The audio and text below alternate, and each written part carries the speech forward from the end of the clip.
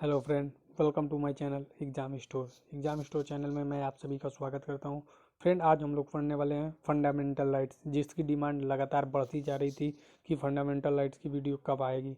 तो उसी के तर्ज पे आज मैं ये वीडियो लेके आ रहा हूं, जिसमें हम लोग पढ़ने वाले हैं मौलिक अधिकार के बारे में। फंडामेंटल राइट्स जो आर्टिकल 12 से लेकर 35 तक और पार्ट 3 में आती हैं, इंडियन कॉन्स्टिट्यूशन। ओके फ्रेंड, तो अभी तक आपने मेरे चैनल को सब्सक्राइब नहीं किया है तो पहले जाकर चैनल को सब्सक्राइब, वीडियो को लाइक कर दीजिए, क्योंकि एग्जाम स्टोर लगातार आपके लिए लेटेस्ट अपडेट व प्रतियोगी परीक्षाओं की भी तैयारी कराता है।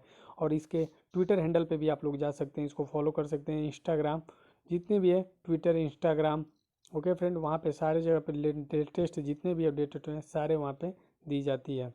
तो चलिए वीडियो स्टार्ट करते हैं, लेट्स चेक इट। तो फ्रेंड, हम लोग स्टार्ट करते हैं। आप लोग देख सकते हैं हम लोग आ चुके हैं यहाँ पे, आपको मैं दिखाता हूँ। तो इसका जो भी पीडीएफ प्राप्त करना चाहते हैं तो लिंक डिस्क्रिप्शन बॉक्स में दिया है टेलीग्राम चैनल का, वहाँ से जाके आप लोग इसका पीडीएफ भी डाउनलोड कर सकते हैं। तो फ्रेंड, विस्तार से हम लोग पढ़ने वाले हैं मौलिक अधिकार, फंडामेंटल राइट्स। तो देखिए, types of fundamental right. Types of fundamental right कितने प्रकार के होते हैं? तो समानता का अधिकार कौन कौन से होते हैं? समानता का अधिकार, राइट टू इक्वालिटी। ओके, यहाँ से आप लोग देख सकते हैं, right to equality, right to freedom, right against exploitation यानी शोषण के विरुद्ध अधिकार। इसको सब अभी हम लोग विस्तार से भी पढ़ेंगे, पहले आप जान लीजिए मौलिक अधिकार। धार्मिक स्वतंत्रता का अधिकार, right to freedom of religion. संस्कृति और शिक्षा संबंधी अधिकार, कल्चर एंड एजुकेशनल राइट्स। संवैधानिक उपचारों का अधिकार, right to constitutional remedies. Okay friend, तो ये होते हैं आपके मौलिक अधिकार, जो 6 होते हैं, आप लोग यहाँ से देख सकते हैं। बाकी हम लोग कलर पेन का चेंज कर लेते हैं, उसके बाद कंटिन्यू करते हैं। तो यहाँ से आप लोग देख सकते हैं मौलिक अधिकारों का निलंबन भी हम लोग देखेंगे। पहले यहाँ से जा, तो जो आपका मौलिक अधिकार होता है भारतीय संविधान के तृतीय भाग में, किस में आता है? तृतीय भाग में, ठीक है, पार्ट 3 में आता है। और ये आर्टिकल 12 से लेके कितने तक होता है? 35 तक होता है, और भाग 3 में आता है। ओके, ये दो चीज़ क्लियर हो चुका है। मौलिक अधिकारों, फंडामेंटल राइट्स को विस्तृत व्याख्या की गई है, और ये अमेरिका की संविधान से लिया गया है।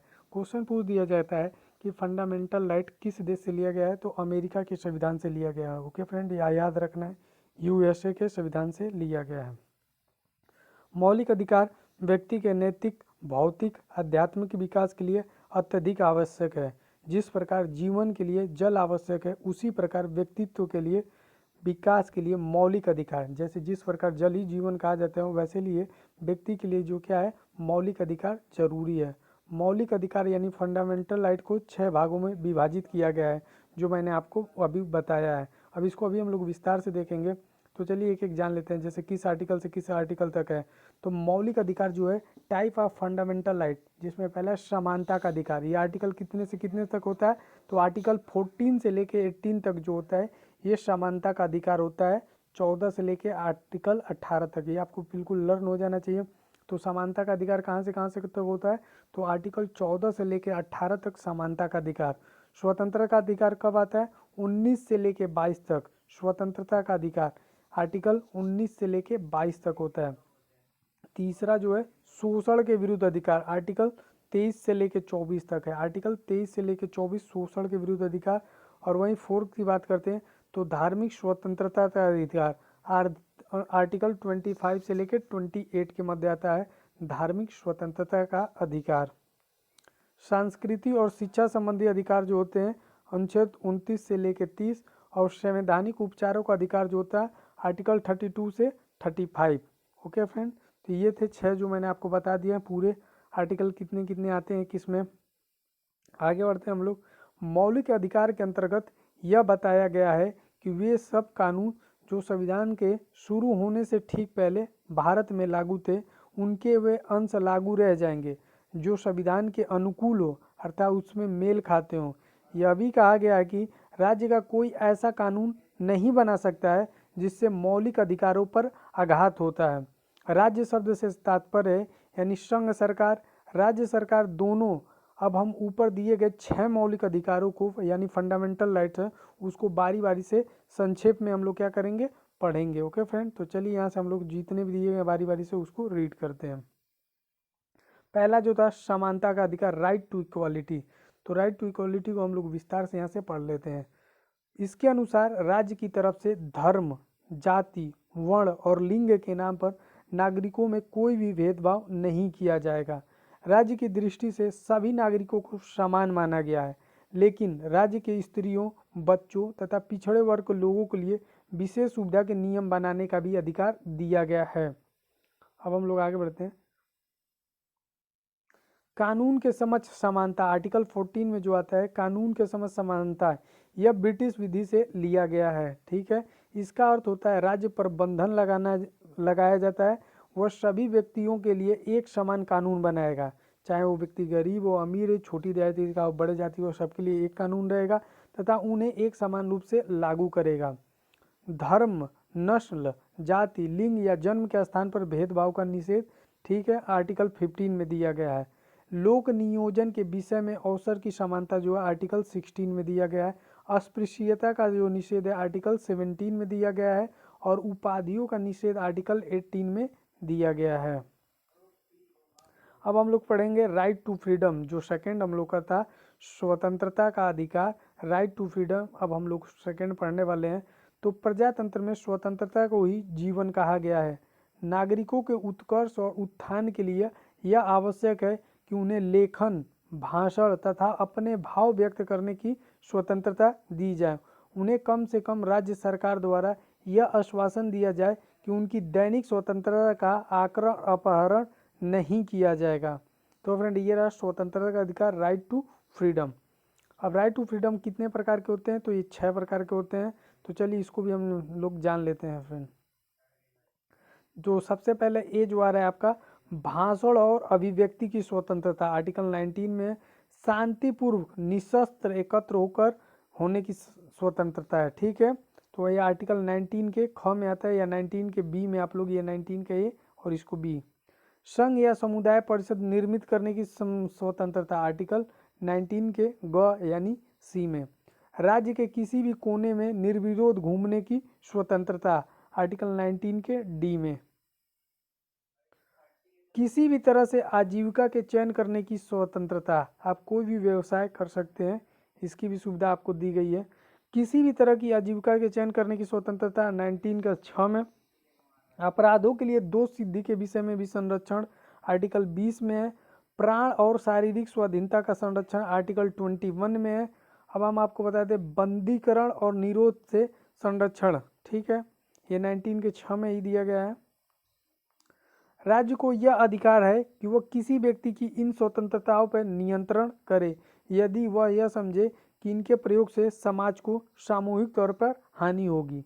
ओके फ्रेंड, हम लोग आगे बढ़ते हैं। शोषण के विरुद्ध अधिकार, राइट अगेन एक्सप्लोइटेशन। ओके, तो इसमें हम लोग देख ले वाले हैं संविधान के अनुसार मनुष्यों का क्रय विक्रय, बेगार तथा किसी अन्य प्रकार का जबरदस्ती लिया गया श्रम अपराध घोषित किया जाएगा।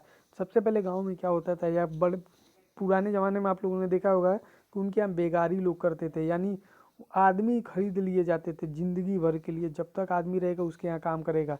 तो इसको भी क्या अपराध घोषित किया गया है। यह बताया गया है कि 14 वर्ष से कम आयु वाले बालकों को कारखाने अथवा अन्य संकटमय नौकरी में नहीं लगाया जा सकता है। तो 14 वर्ष से कम के जितने भी बच्चे होते हैं उनको आप लोग ज़्यादातर देखा होगा रेस्टोरेंटों में, कम वर्ष के बच्चों को, उनके लिए जो है क्या है, ये नहीं लगाना चाहिए, इसके लिए इस पर रोक है, लेकिन लोग लगा ही देते हैं। आगे बढ़ते हैं हम लोग। धार्मिक स्वतंत्रता का अधिकार, राइट टू फ्रीडम रिलीजन, चौथा है आपका। तो संविधान के द्वारा भारत एक धर्मनिरपेक्ष राज्य घोषित किया गया। आर्टिकल 25, 26, 27 और 28 में धार्मिक स्वतंत्रता का अधिकार उल्लेखित है। राज्य में किसी भी धर्म को प्रधानता नहीं दी जाएगी।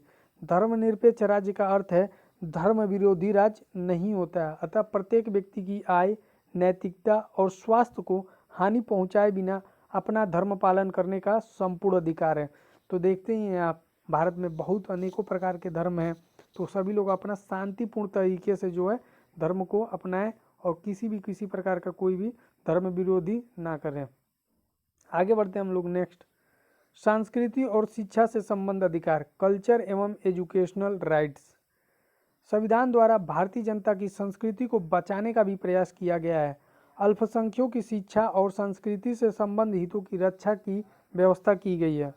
यह बताया गया है कि नागरिकों के किसी भी समूह को जो भारत या उसके किसी भाग में रहता है अपनी भाषा, लिपि और संस्कृति को सुरक्षित रखने का भी अधिकार है।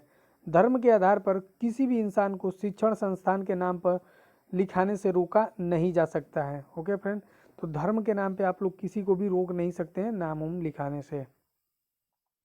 छठा जो है संवैधानिक उपचारों का अधिकार, right to constitutional remedies. Okay friend, इसको अब हम लोग पढ़ने वाले हैं। भारतीय संविधान में मौलिक अधिकारों को अतिक्रमण से बचाने की भी व्यवस्था की गई है। अगर आपके मौलिक अधिकार हनन होते हैं तो आप लोग को क्या करना चाहिए? संविधान के अनुसार सर्वोच्च न्यायालय को मौलिक अधिकारों का संरक्षक माना जाता है। किसको? सर्वोच्च न्यायालय यानी सुप्रीम कोर्ट को जो है मौलिक अधिकारों का संरक्षक माना गया। अगर आपका कोई भी जो है फंडामेंटल राइट हनन करता है तो आप लोग सुप्रीम कोर्ट जा सकते हैं। प्रत्येक नागरिक को मौलिक अधिकारों की रक्षा के लिए सर्वोच्च न्यायालय से प्रार्थना करने का भी अधिकार प्राप्त है। डॉक्टर अंबेडकर ने बताया था कि मौलिक अधिकार उल्लेखित करने का उद्देश्य एक तो यह है कि हर व्यक्ति इन अधिकारों का दावा कर सके और दूसरा यह है कि हर अधिकारी इन्हें मानने के लिए विवश हो। फ्रेंड, मौलिक अधिकारों का निलंबन कब होगा? तो ये भी हम लोग देख लेते हैं। सस्पेंशन ऑफ फंडामेंटल राइट, निम्नलिखित दशाओं में जो है मौलिक अधिकार सीमित या स्थगित किए जा सकते हैं। पहला, संविधान में संशोधन करने का अधिकार भारतीय संसद को है। वह संविधान में संशोधन कर मौलिक अधिकारों को स्थगित या सीमित कर सकती है। भारतीय संविधान में इस उद्देश्य से बहुत से संशोधन किए जा चुके हैं। इसके लिए संसद को राज्यों के विधानमंडलों की स्वीकृति की आवश्यकता नहीं रहती है। संकटकालीन अवस्था की घोषणा होने पर अधिकार बहुत ही सीमित हो जाते हैं। अगर संकटकालीन स्थिति है तो आपकी क्या होती है? जो अधिकार होते हैं सीमित हो जाते हैं। संविधान के अनुसार स्वतंत्रता के अधिकार और व्यक्तित्व अधिकार कई परिस्थितियों में सीमित किए जा सकते हैं, जैसे सार्वजनिक सुव्यवस्था, राज्य की सुरक्षा, नैतिकता, साधारण जनता के हित में या अनुसूचित जातियों की रक्षा इत्यादि के हित में राज्य इन स्वतंत्रताओं पर युक्ति संगत प्रतिबंध लगा सकता है। जिस क्षेत्र में सैनिक कानून लागू हो उस क्षेत्र में उस समय अधिकारियों द्वारा मौलिक अधिकारियों का अतिक्रमण या स्थगन हो सकता है। संविधान में यह भी कहा गया है कि सशस्त्र सेनाओं या अन्य सेना के सदस्यों के मामले में संसद मौलिक अधिकार यानी फंडामेंटल राइट्स को सीमित या प्रतिबंधित भी कर सकती है। तो ये रहा सस्पेंशन जो मैंने आपको बता दिया। आगे हम लोग बढ़ते हैं।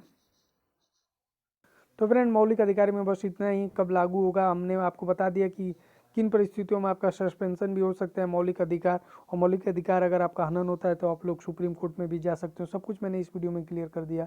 अगर अब भी कोई दिक्कत हो तो आप लोग ज़रूर बताएं। फिर मिलते हैं नेक्स्ट वीडियो, तब तक के लिए गुड बाय, टेक केयर, जय हिंद दोस्तों।